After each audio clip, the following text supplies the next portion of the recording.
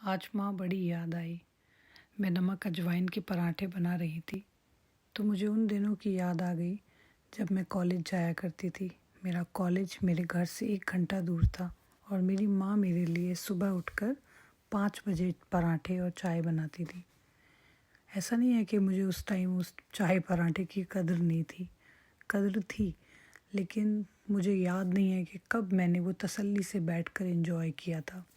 बस जल्दी जल्दी में बस खड़े हुए किचन में ही स्लैब पर खा लिए पराठे और चाय माँ के साथ। ऐसा लगता है घर से जब निकले एक बार कॉलेज के लिए तो कभी तसल्ली से बैठकर किसी चीज़ को एंजॉय किया ही नहीं। अभी पराठे बनाकर ही हटी थी, गैस बंद भी नहीं की थी और तवा उतारा भी नहीं था और माँ का फ़ोन आ गया। कहते हैं ना, दिल से दिल के तार सच में जुड़े होते हैं। माँ से मैंने बात की, कुछ उनकी सुनी और कुछ अपनी सुनाई। उनका फ़ोन रख दिया, पर उसके बाद भी मन में कुछ ऐसा लगा कि तसल्ली सी नहीं हुई है।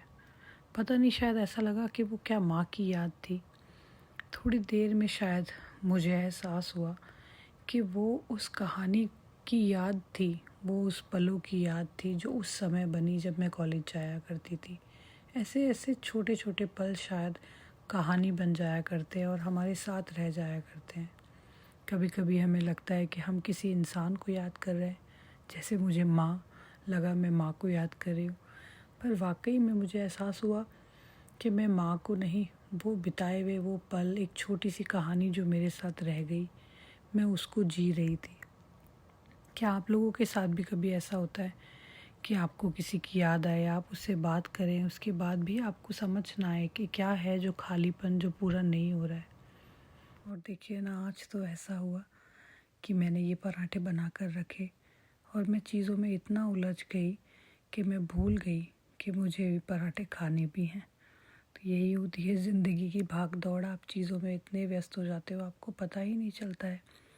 बस आप कुछ लम्हों को जीते रहते हो बार बार ऑन रिपीट।